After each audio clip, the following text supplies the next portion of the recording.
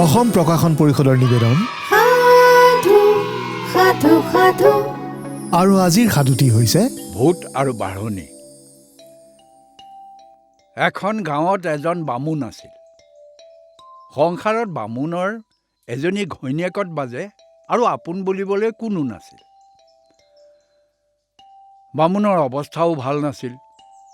খুজি মাগি কোনোমতে তেওঁ পেট প্ৰৱৰ্তাইছিল আৰু প্ৰায় দুভাগ লঘোণে থাকিব লগাত পৰিছিল। তাৰোপৰি ঘৈণীয়েকজনীও বৰ ডাকুতিৰোতা আছিল। কেতিয়াবা বামুণ সুদা হাতে ঘৰলৈ উভতিলে তিতা মাত কথাৰে বামুণীয়ে বামুণৰ তত এৰুৱাই দিছিল। এদিন গধূলি বামুণ সুদা হাতে ঘৰলৈ উভতিব লগাত পৰিল। তাৰ আগদিনাও গিৰিয়েক ঘৈণীয়েক দুই লঘোণে আছিল। সেইদৰে গিৰিয়েক সুদা হাতে ঘৰলৈ উভতা দেখি বামুণীয়ে উগ্ৰমূৰ্তি ধৰি বামুণক মাৰিবলৈ বাঢ়নি এটাৰ লৈ খেদি আহিল। বামুণে গতি বেয়া দেখি ৰজাৰ নগৰৰ ফালে লৰ ধৰিলে। বামুণীয়ে খঙত একো নাপায় ওচৰত থকা আঁহত গছ এজোপাতে বাঢ়নিৰে কোব ধৰিলেহি। দৈৱক্ৰমে সেই গছজোপাত এটা ভূত আছিল। বামুণীয়ে গছজোপাত বাঢ়নিৰে কোবোৱা দেখি ভূতে ভাবিলে বামুণীয়ে মোকেহে বাঢ়নিয়ে মাৰিবলৈ আহিছে। ইয়াকে ভাবি ভূতে ভয় খাই তাৰ পৰা পলাই ৰজাৰ নগৰ ওলালগৈ।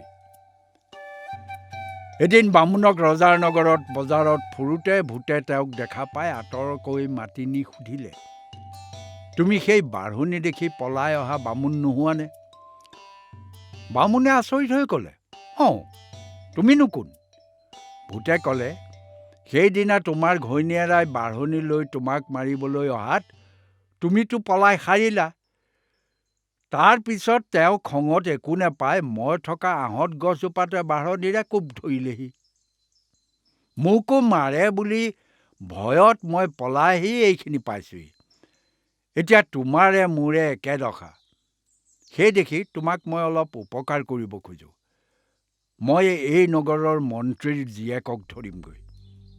মন্ত্ৰীয়ে অনেক চিকিৎসা কৰাব, অনেক বেজ জ্ঞানী লগাব, কোনোমতেই মই নেৰোঁ। কিন্তু তুমি কোনোমতে সেই ঠাইত হাজিৰ হ'লেই এৰি গুচি যাম। তেতিয়া মন্ত্ৰীয়ে তোমাক অনেক ধন সম্পত্তি দিব। তাৰে তুমি সুখেৰে খাই লৈ থাকিব পাৰিবা। তাৰপিছত মই ৰজাৰ জীয়েকক ধৰিমগৈ। কিন্তু তুমি তালৈ কেতিয়াও নাযাবা। গ'লেই তোমাক মাৰিম, কাৰণ মই ৰজাৰ জীয়েকক ভাল পাওঁ। বামুণৰ লগত ভূতৰ এইদৰে কথা বতৰা হোৱাৰ পিছদিনা সকলোৱে দেখিলে মন্ত্ৰীৰ জীয়েকক ভূতে পাই বলিয়া কৰিছে।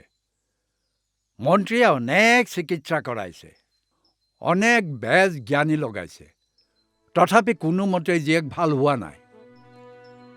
শেষত মন্ত্ৰীয়ে কৈ দিলে যে তেওঁৰ জীয়েকক ভাল কৰিব পাৰিব তেওঁৰ আধা সম্পত্তিৰে সৈতে জীয়েকক বিয়া দিব। তাৰ পিছদিনা ৰাতিপুৱা বামুণে সন্ন্যাসীৰ বেশ ধৰি মন্ত্ৰীৰ পদূলি মূৰত টহল দিবলৈ ধৰিলে। এটা লগুৱাই তাকে দেখি মন্ত্ৰীৰ আগত কোৱাত মন্ত্ৰীয়ে বামুণক ভিতৰলৈ লৈ যাবলৈ ক'লে। বামুণ মন্ত্ৰীৰ আগত থিয় হোৱাত মন্ত্ৰীয়ে বামুণক জীয়েকক ভূতে পোৱাৰ কথা ক'লে আৰু ভাল কৰিব পাৰিবনে নোৱাৰে বুলি সুধিলে। বামুণে মনে মনে হাঁহি বাৰু এবাৰ চাওঁচোন বুলি ক'লে। এই কথাত মন্ত্ৰীয়ে বামুণক জীয়েক থকা কোঠালিলৈ লৈ গ'ল আৰু তেওঁলোক তাত সোমোৱা মাত্ৰকে ঔ নাহিবি ঐ মই যাওঁ ঐ বুলিয়েই মন্ত্ৰীৰ জীয়েক মাটিত পৰি গ'ল। তাৰপিছত তেওঁ সুস্থ হৈ আগৰ দৰে সকলোৰে লগত কথা বতৰা হ'বলৈ ধৰিলে। মন্ত্ৰীয়ে দেখি বামুণৰ ওপৰত সন্তুষ্ট হ'ল আৰু পূৰ্বৰ কথামতে অনেক ধন সম্পত্তি দিলে। সিফালে সেইদিনাই ভূতে মন্ত্ৰীৰ জীয়েকক এৰি ৰজাৰ জীয়েকক ধৰিলেগৈ। ৰজাৰ ঘৰত হুলস্থুল লাগি পৰিল। কত বেজ লগাইছে, কত দৰৱ জাতি খুৱাইছে, তথাপি কোনোমতে একো হোৱা নাই। শেষত ৰজাই নগৰত ঢোল পিটি শুনাই দিলে যে যেয়ে তেওঁৰ জীয়েকক ভাল কৰিব পাৰিব তাকে তেওঁ অৰ্ধৰাজ্য দি জীয়েকক বিয়া দিব। এই জাননী পাই আশাত কত মানুহ গ'ল, কত আহিল ৰজাৰ ঘৰলৈ, কিন্তু কোনেও ৰজাৰ জীয়েকক ভাল কৰিব নোৱাৰিলে।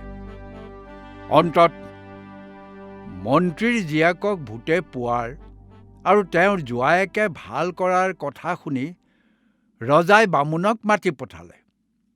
আগৰ কথালৈ মনত পেলাই বামুণ কোনো পধ্যেই নেযায়, ৰজায়ো নেৰে। নোযোৱা দেখি শেহত ৰজাৰ খং উঠি কৈ পঠালে, সি নাহিলে তাক কটাম। কি কৰিব, বামুণ নিৰুপায়। গ'লেও মাৰে ভূতে, নগ'লেও কাটে ৰজাই, দুয়ো পিনে মৰণ। শেহত বামুণে যোৱাকে ঠিক কৰিলে। বামুণ গৈ যেই ৰজাৰ জীয়েকৰ ওচৰত ওলালগৈ, তেতিয়াই ভূতে গৰ্জি উঠিল আৰু ক'লে, কি মই হাক দিয়াতো তই আকৌ আহিছ? তেতিয়া বামুণে ক'লে, নহয়, মই সেইকাৰণে অহা নাই, আন এটা কথাৰ নিমিত্তেহে আহিছোঁ, তোমাৰ কাণে কাণেহে ক'ব পাৰিম। বাৰু কি কথা কহ। বোলাত বামুণে ৰজাৰ জীয়েকৰ কাণৰ ওচৰত ফুচফুচাই ক'বলৈ ধৰিলে, সেই আগৰ মোৰ তিৰোতাজনীয়ে মই ইয়াত থকা গম পাই বাঢ়নিলৈ খেদি আহিছে।